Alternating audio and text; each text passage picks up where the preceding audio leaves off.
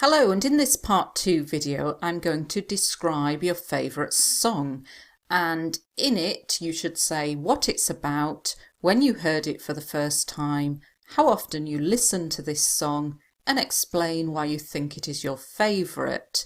Now, this is quite a tricky topic for me to prepare as an example because what is my favourite song will be very different to what is your favourite song. But what you need to remember is that you're not memorising my answer, you're taking certain words and phrases and adapting them to talk about your own song. Now, I haven't been able to cover everything in my model answer, so I'm just going to give you a few suggestions first of things that you might include in your answer. So in terms of songs, it's useful to get some good grammar in there. So you can say it was written by. Now, you might not know who it was written by. So you could say, I'm not entirely sure who it was written by. Now, you might say it is performed by. It was released in, and again you could change that to I'm not entirely sure when it was released. And this is a much better sentence than saying it was released in 2018. Just learn the phrase I'm not entirely sure when it was released, and you can use that for a film, or you can use it for a song, or you can use it for a book. I'm not entirely sure when it was published. When we talk about songs, we might talk about the lead singer. Another way of saying singer is vocalist, the lead vocalist. You might talk about the lyrics of the song. These are the words of the song, and they might be described as catchy. This means they're memorable, they're easy to remember. So, for example, there was a song last year called Despacito, and the word Despacito was repeated over and over again, and it makes it a very catchy song. So these are just a few things I wanted to add. I have a few of these things in my model answer, but not all of them. And I don't want you to watch the model answer and think, well, I'm never going to talk about that song, so it's irrelevant. There are other things in the model answer that you can use, and I will point this out as we go through the model answer later.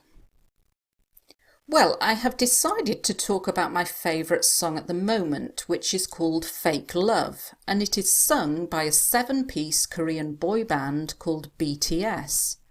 The first time I heard it was their performance at the Billboard Music Awards.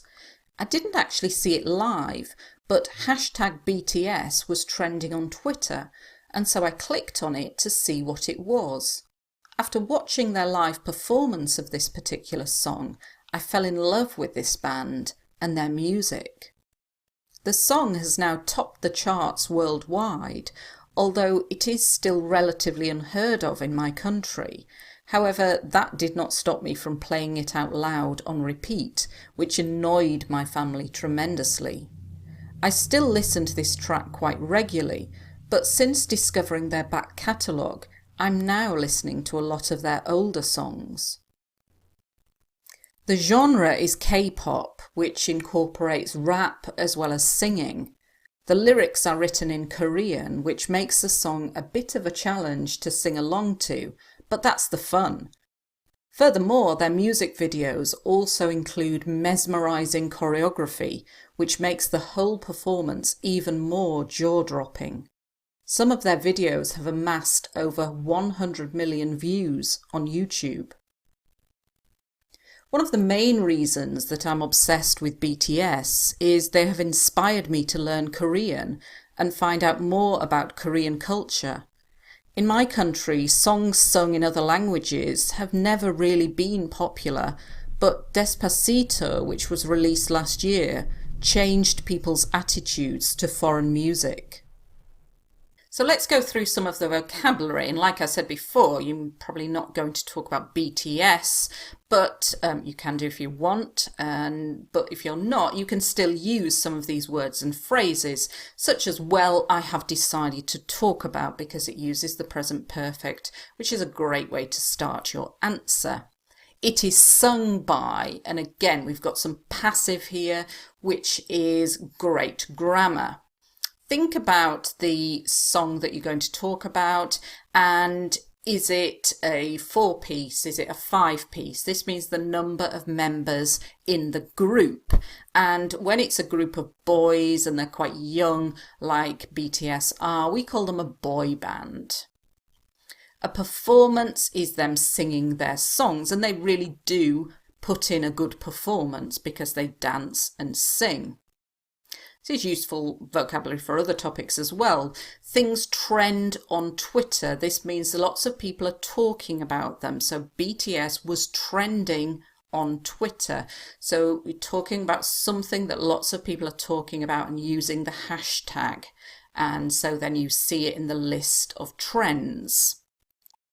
When using words like after or since, which is in the next paragraph, we follow it with an ing verb, and it just shows that you have good command of grammar after watching, since discovering, before having. All of these words take an ing form after them. A live performance is where they're singing it in front of an audience. And band is another word for a group, so it's good to avoid repetition in this topic, and so use band and group. To top the charts means to be number 1, either on iTunes or on your national charts. So topped the charts, they were at the top of the charts. Relatively unheard of means people don't know about them. If you play something on repeat, it means you play it again and again. And this, to annoy somebody tremendously, means to annoy them a lot. Another word for a song is a track. So you can use this for any song that you're talking about, this track. And the back catalogue are all the songs they released previously. So it's another way of saying they're old songs, they're back catalogue. Very useful for this topic. Another very useful word for this topic and for TV programmes, for films, for books, genre. It's a French word that English people find difficult to say, genre, and it means the type of music that it is. It's K-pop, and this is what we call Korean pop music, K-pop. To incorporate means to include, and it incorporates rap. Rap is where somebody speaks rather than sings, often in a very fast, repetitive way. And somebody like Eminem is a rap singer. As I mentioned before, the lyrics, these are the words of the song, and they're written in Korean, some good passive grammar. A bit of a challenge, this means it's quite difficult. So quite a useful phrase there. Mesmerising choreography. So this is only useful if you're going to talk about a song in which the video has lots of dancing. Something that's mesmerising.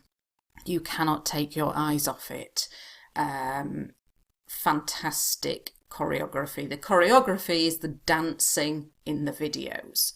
Jaw-dropping. Your jaw is the bottom part of your mouth, and it does exactly that. You're like, wow. You can use this to describe places. You can use this to describe a film, a TV program, something that makes you go, wow, and your jaw just drops open because it's so good. Jaw-dropping. This verb here, to amass, means to accumulate. So when something increases over a period of time and it's growing, we say to amass. So their videos have amassed. I'm obsessed with, instead of just saying I like, they've inspired me. So it means that because of this, I now am learning Korean. I want to do it. Was released, like I said at the start, so it was released last year. I'm not entirely sure when it was released. Good way to get some good grammar in there.